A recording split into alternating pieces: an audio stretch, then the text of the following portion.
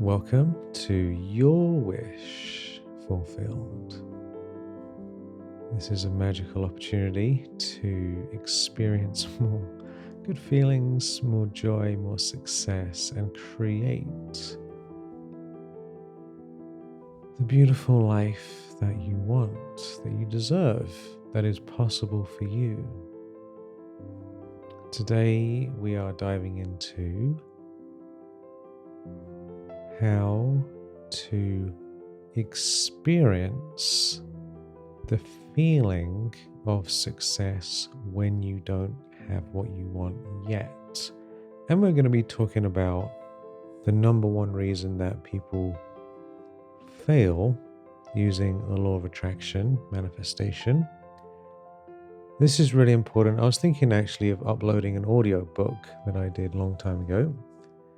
And I might do that goes into this. The book I wrote was called Why the Law of Attraction Doesn't Work for Most People and How to Manifest What You Want.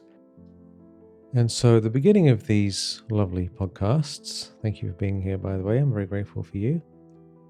We normally do a little guided meditation visualization of what you want. But before we do that, I want to talk about something that could be preventing you from getting what you want. I was sharing with a small group recently how when we are visualizing something that we want, it can quite likely lead us to feeling lack, right? Because if you're here now, right, you're thinking, here I am in my house or doing what I'm doing, and I want to be somewhere else. I want to have something else.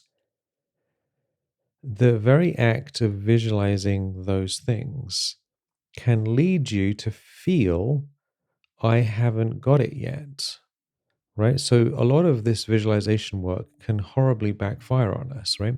We talk about this in different sessions, the gap and the gain, the lack and the wealth, right? So if I'm standing here thinking I want to be over there, then I am feeling lack. I don't want to be here, I want to be there, right? And that feeling of lack is the opposite feeling of what we want to have, isn't it, right? So if I'm thinking, oh, I want to have this amount of money, or I want to have this new thing, or I want to whatever it is, right? The very interest in having something you don't have can lead to a feeling of poverty. And poverty feeling, lack feeling, leads to more of that because it keeps expanding on whatever it is. So many people, they write down what they want, they visualize what they want, and the result of that is they feel worse than if they hadn't done anything. So just briefly, we need to recap the gap and the gain concept, or the lack and the wealth concept. If you measure how far you've come today compared to how you were yesterday or in the past, or 3 months ago, 6 months ago, 10 years ago, you will see how far you've come. You've learned loads of things, you have loads of things, you've got experiences, lots of good things have happened, even if there has been challenges. You're in a great place compared to where you were. Lots of things have moved forward. Even if things go wrong sometimes, you're still in a good place if you measure backwards. But if you measure into the future, then you are in a state of lack, a state of the gap between where you are and where you want to be. Does that make sense? So, how do we visualize what we want without feeling lack? I'm surprised more people don't talk about this. I mean, of course, some people talk about it. What we need to do is, first of all, come into the feeling of success now first, before we try and visualize what we want. So that's why I often recommend gratitude, appreciation, count your wealth. Gratitude has kind of become like a standard fare thing that everyone knows about and no one does. But if you think about it, what does it really mean? Appreciation is a better word. When you appreciate something, it appreciates in value. So for example, I appreciate you. I appreciate your attention. I'm glad to be able to do this. It's early in the morning here.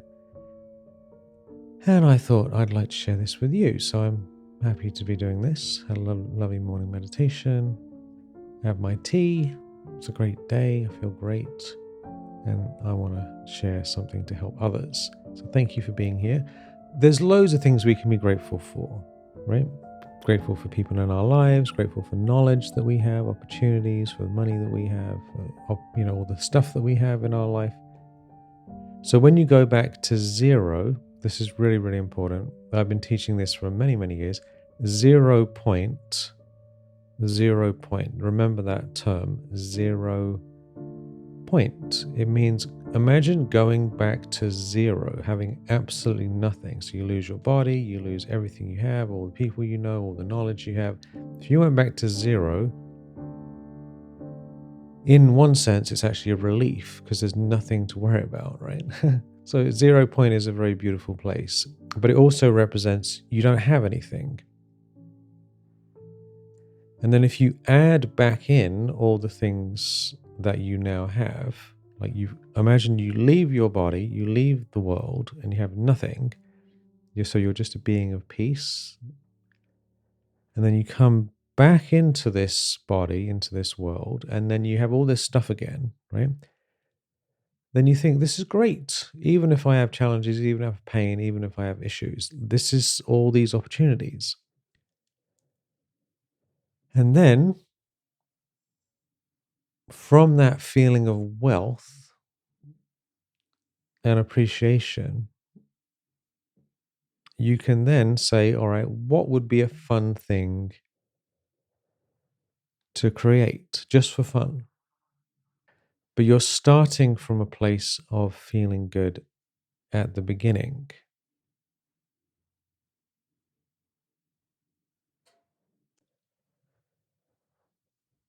And then you think, what would be a fun creation that would be an interesting journey to go on? If we don't enjoy the journey of creating what we want in our life, it's a bad sign, don't you think? If the actual journey is a complete travesty, a complete nightmare, that's probably a sign we're on the wrong path, don't you think? Now, we have to be clear about this.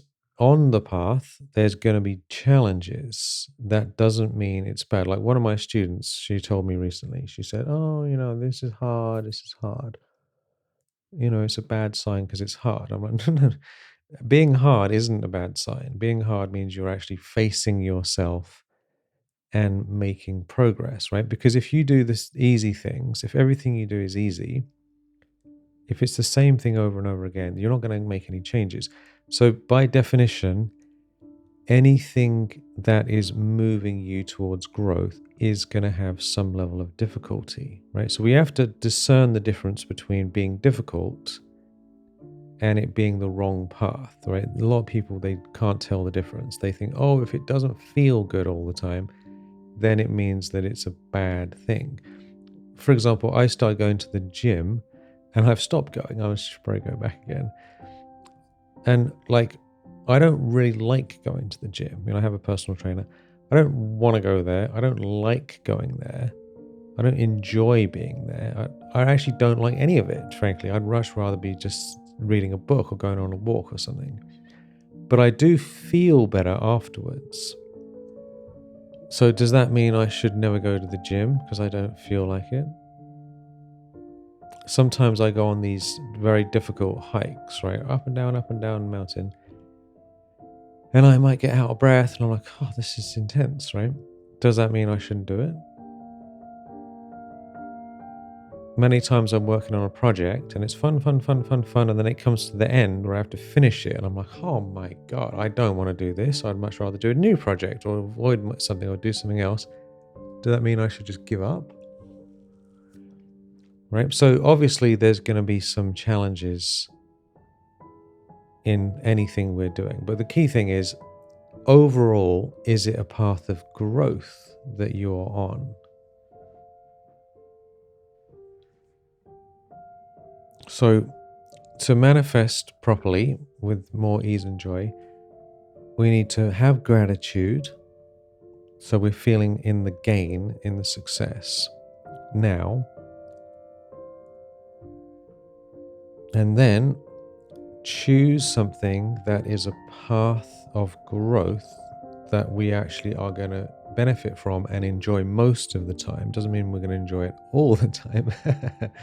If you think that you're going to enjoy everything you do all the time when you're making progress, that's a delusional idea.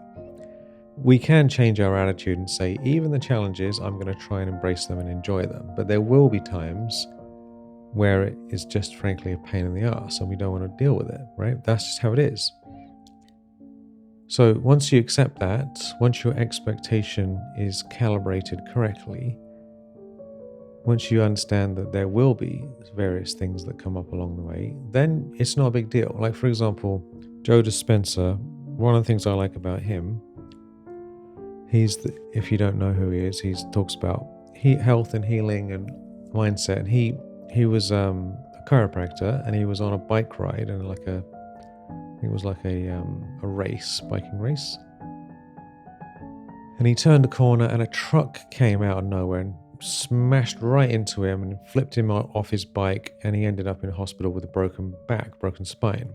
And he's a chiropractor, so he understands the spine really well. And they said he's going to have like this metal rod in his spine, and he knew that would just wreck his life and he'd be in constant pain.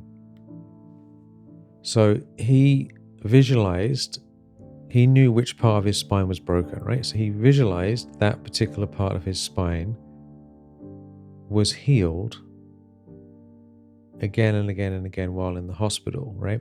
And what he says, this is the thing that I find most interesting about this story. He says it took him 4 hours of very, very dedicated practice to come into the feeling of his spine being healed. And then he would slip out of it, and then it would take him another 4 hours to get back in. So he might have spent 4 hours just to get to that 1 minute or couple of minutes where he felt success, right? Now he's lying in bed, he's trying to heal himself. He doesn't have anything else to do. He can't get up, right? So he's obviously got time to do this. The thing to take from this, and then after he did that, by the way, he did that enough times, and then he ended up walking out of the hospital fine. He healed his spine.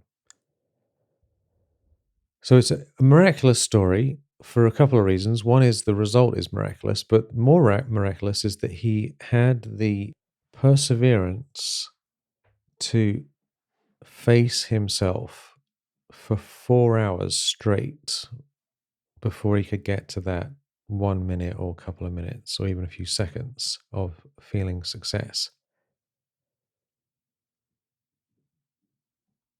So what people normally do is they visualize what they want for a few seconds, they feel bad about it, and then they think they're doing visualization. And it doesn't work that way, right? That's actually going to make it worse. So if we want success in our life, we need to have the expectation that it does take time. We need to remember that this can backfire on us. Not to be afraid of it, but just to be aware of it. You know, it's like if you're working out, you need to be aware you can pull muscles and do it wrong. So then you avoid doing it that way and you do it the better way. So you start off with gratitude, with wealth, realizing how far you've come, how many gains you have, how great you are, how much success you already have in your life, how much you've learned. And then you take the time to imagine for fun that you have attained what you want. You imagine the journey of getting there being interesting and a growth opportunity.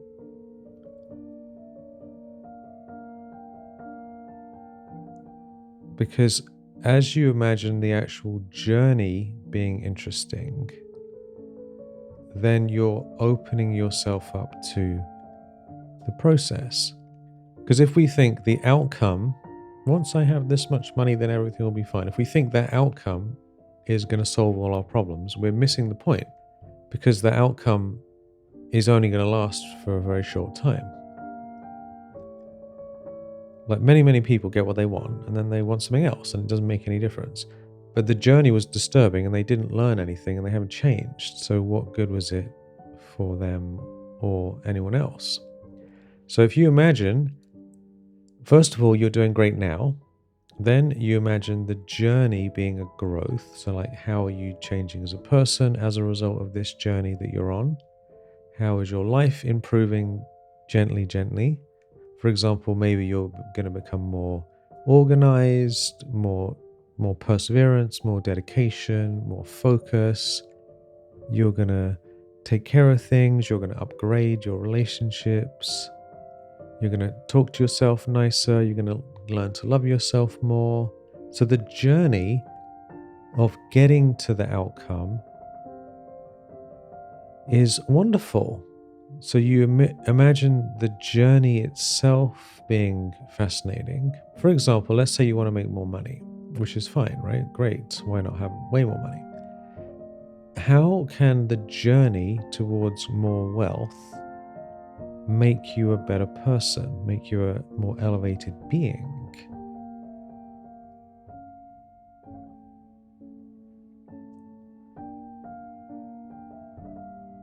Just think about that. Think about what you want.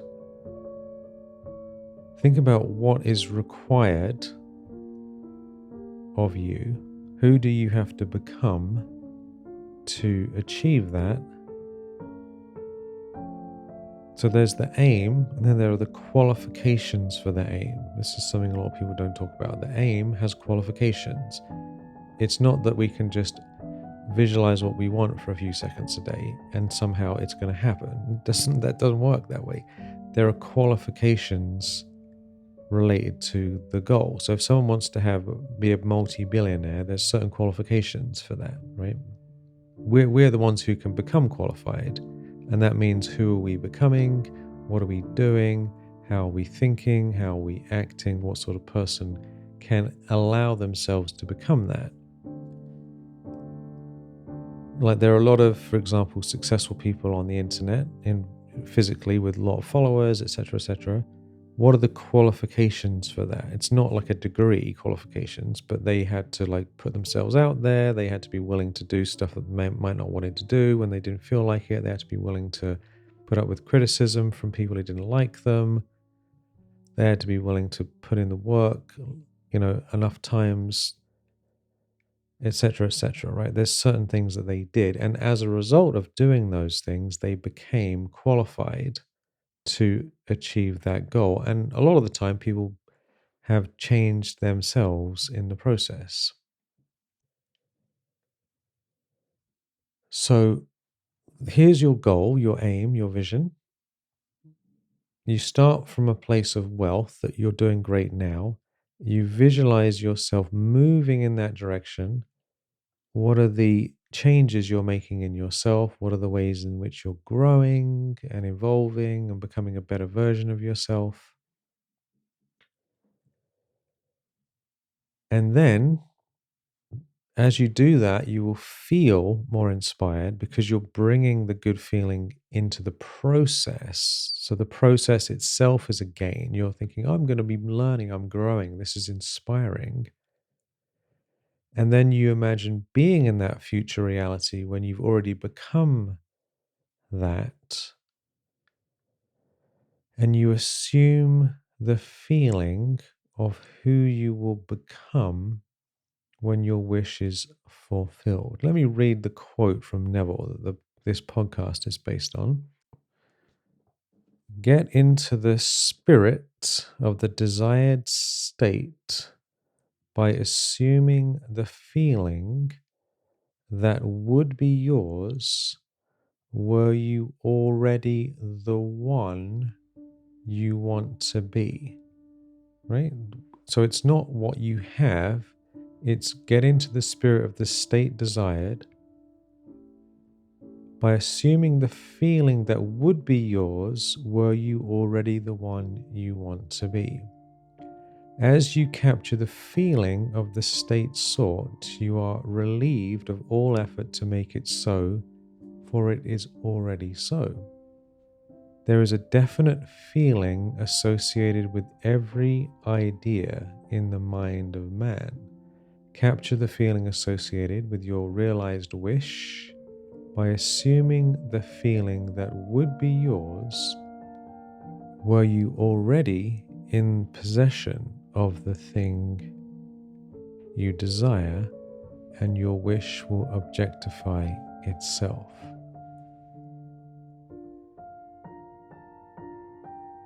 And that feeling of having already attained what you want takes a little bit of patience. That's why I mentioned about Joe Dispenza, because it took him 4 hours to get into that feeling.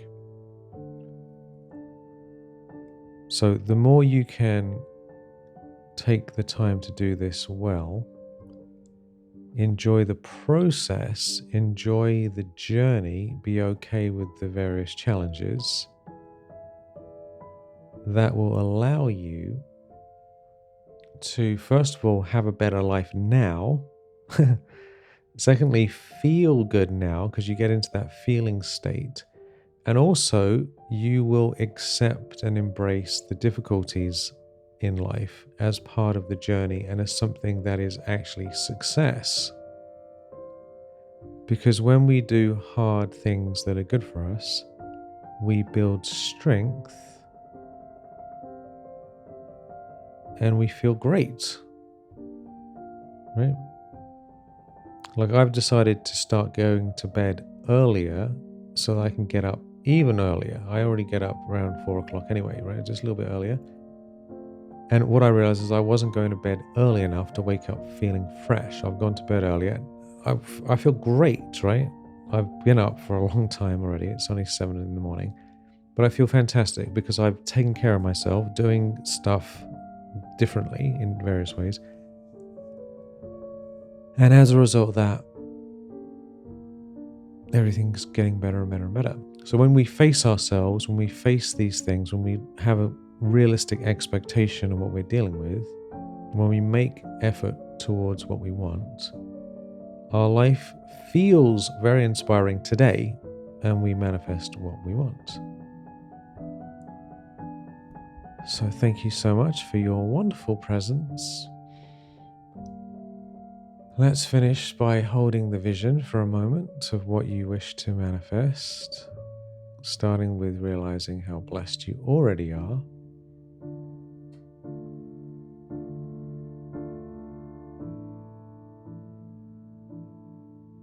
Now, imagine becoming the person you wish to be, more than what you have or what you have become.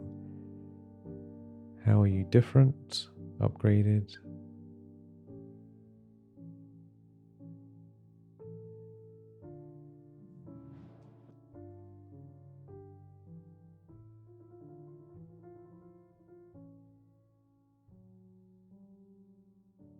See yourself as successful, as clear, loving, focused, whatever it is. Just see yourself in this higher state. Maybe you're wearing different clothes, you look different. And just tune into the wonderful journey of transformation you've gone through, including the challenges and opportunities for growth that have made you this upgraded version of yourself. That this is a path of growth and change that you're on.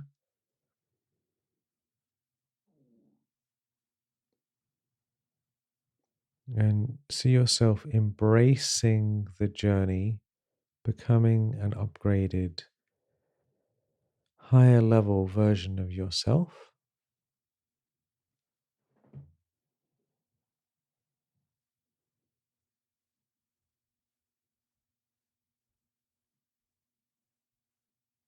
And as you see this upgraded version of you, It includes transformation in your results, in your things that you have, in the situations you've created. And just assume the feeling of your wish fulfilled.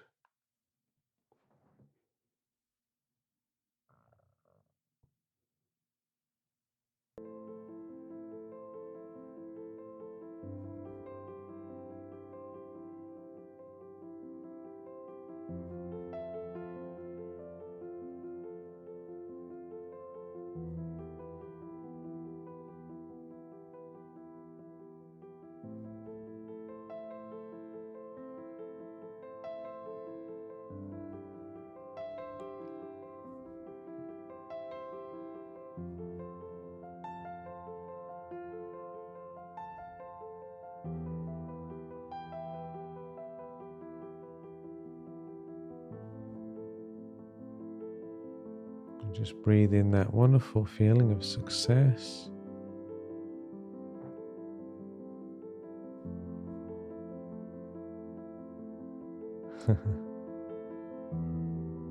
And just remember, you can come back and just do this practice in your own time for a longer period, experiencing the growth, experiencing the wealth now, and realigning your identity with this upgraded version of who you're becoming. Thank you for being here. Thank you for your wonderful presence. Have a beautiful day. Many, many blessings.